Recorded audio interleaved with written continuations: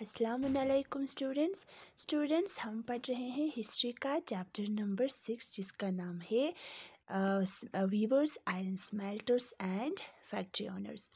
तो स्टूडेंट्स हम क्या पढ़ रहे थे कि अब किस तरह से ये इंडिया में इंडियन टेक्सटाइल का बनना वो धीरे धीरे कम हो गया था, क्योंकि बाहर से जो मशीन मेड क्लोथ्स आ रहे थे ब्रिटेन से, वो उसके मुकाबले में हमारे इंडियन टेक्सटाइल जो है वो कम्पीट नहीं कर रहा था, क्योंकि जो मशीन मेड क्लोथ्स होते थे स्टूडेंट्स, टेक्सटाइल होते थे, वो काफ़ी सस्ते होते थे, जिससे क्या हुआ कि बहुत ज़्यादा डिमांड आने लगे थे ब्रिटेन के क्लोथ्स के। तो देखो आगे हम देखते हैं स्टूडेंट्स कि handloom weaving did not completely die in India.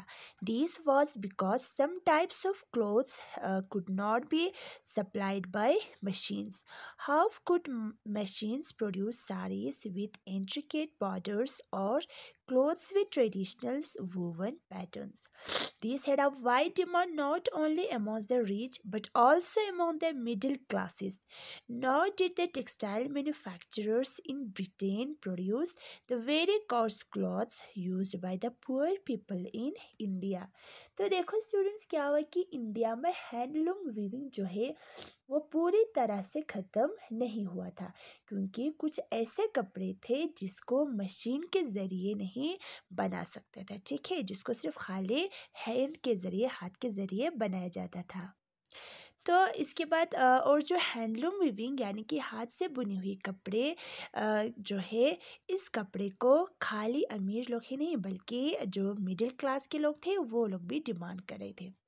और ब्रिटेन में बने हुए जो सस्ते कपड़े थे, अब वो कौन पहन रहे थे? हमारे इंडियन के पुअर लोग यानी कि गरीब लोग जो है उस सस्ते कपड़े को पहन रहे थे। अब देखो, you must have heard of Sholapur in western India and Madura in South India. These towns emerged as important new centers of weaving in the late 19th century. Later, during the national movement, Mahatma Gandhi urged people to boycott imported textiles and use hand-spun and hand-woven cloth. Khadi gradually became a symbol of nationalism. The charkha came to represent India and it was put at the center of the tricolor flag of the Indian National Congress adopted in 1931. तो students western India के शोलापुर, ठीक है, शोलापुर और मदुरा जो कि कहाँ है, south India में, लेट 19th सेंचुरी में ये एक नए वीविंग सेंटर बन गए थे। इसके बाद स्टूडेंट्स जो नेशनल मूवमेंट चला गई थी, ठीक है, गांधी जी द्वारा जो नेशनल मूवमेंट चलाई गई थी उसमें गांधी जी ने कहा कि बाहर से आने वाले सभी टेक्सटाइल्स को क्या करो, सभी टेक्सटाइल से बायकॉट करो और इंडिया में हाथ से बुने हुए कपड़े को पहनो।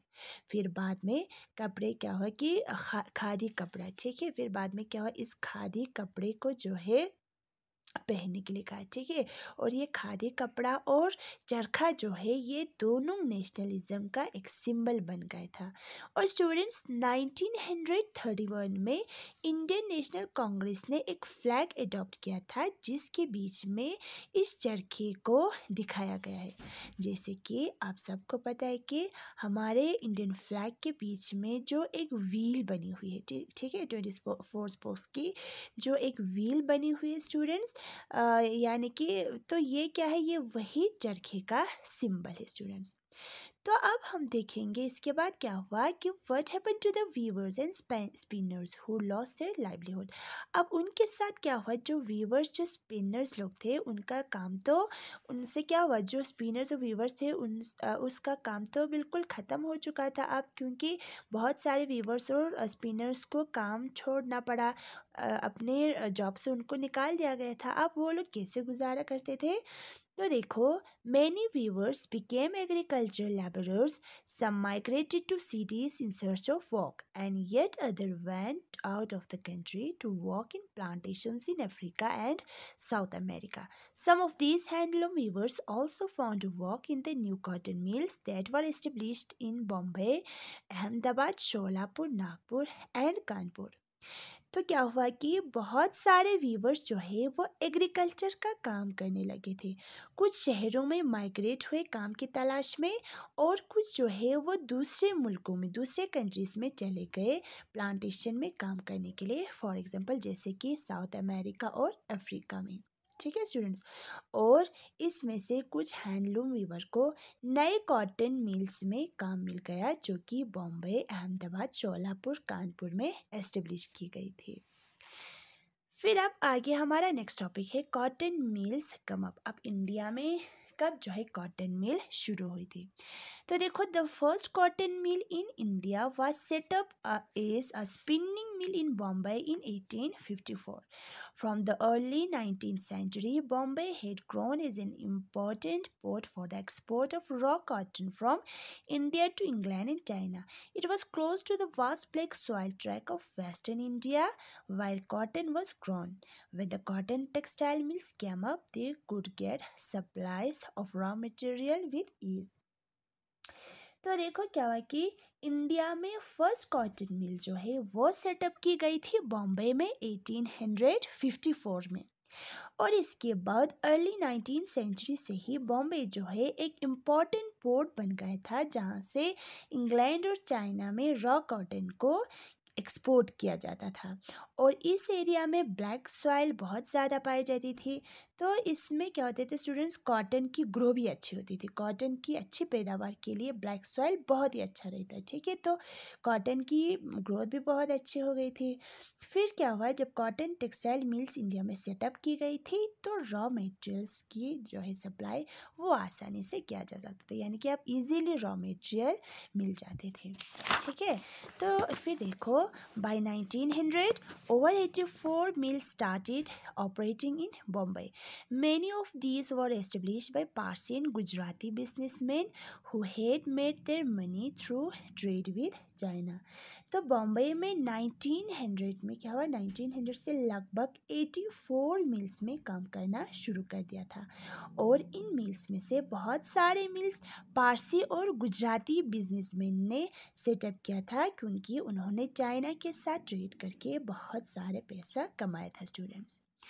फिर देखो, mills came up in other cities too. The first mill in Ahmedabad was started in 1861. A year later, a mill was established in Kanpur in a United Province. Growth of cotton mills led to a demand for labor. Thousands of poor peasants, artisans, and agricultural laborers moved to the cities to work in the mills. तो इसके बाद India के दूसरे शहरों में भी मिल setup किया गया था। फिर अहमदाबाद में जो है फर्स्ट मिल कब सेटअप की गई थी, 1861 में। इसके बाद कानपुर में भी एस्टेब्लिश किया गया था। फिर स्टूडेंट्स, जिस तरह से कॉटन मिल्स की ग्रोथ जो है वो बढ़ रही थी, उसके साथ साथ अब लेबर की डिमांड भी बढ़ने लगे थे। तो हज़ारों के तादाद में जो पुअर पीजेंट्स, आर्टिजन्स और एग्रीकल्चरल लेबरर्स थे, वो लोग अब शहर चले गए थे इन मिल्स में काम करने के लिए। फिर in the first few decades of its existence, the textile factory industry in India faced many problems. It found difficult to compete with the cheap textiles imported from Britain. In most countries, governments supported industrialists by imposing heavy duties on imports. These eliminated competition and protected infant industries. The colonial government in India usually refused such protection to local industries. The first major spurt in the development of cotton factory production in India, therefore, was during the First World War, when textile imports from Britain declined and Indian factories were called upon to produce cloth for military supplies. तो students, शुरुआत में Indian textile industries को बहुत सारे problems face करना पड़ा था, क्योंकि ब्रिटेन से आने वाले सस्ते कपड़ों के साथ वो compete करना उनको मुश्किल हो गया था। ठीक है, और एक रीज़न जो है, वजह ये भी था कि बहुत सारे कंट्रीज़ में वहाँ के गवर्नमेंट ने इंडस्ट्रियलिस्ट के सपोर्ट करते हुए इंडिया से आने वाले टेक्सटाइल पर बहुत ज़्यादा टैक्स इम्पोज किया था। ठीक है, तो जिससे क्या हुआ कि इंडिया के कुछ छोटे इंडस्ट्रीज जो है वो शुरुआत में ही बंद हो गया था। तो जो कॉलोनियल गवर्नमेंट थी इंडिया में, वो लोकल इंडस्ट्रीज़ को कोई प्रोटेक्शन नहीं दे रही थी।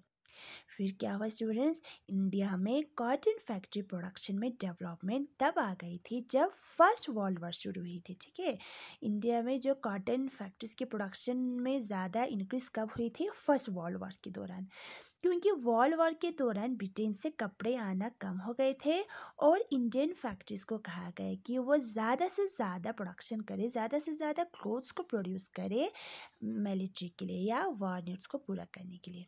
ठीक है स्टूडेंट्स, तो आज के लिए इतना ही काफ़ी है स्टूडेंट्स। खुदा हाफिज़।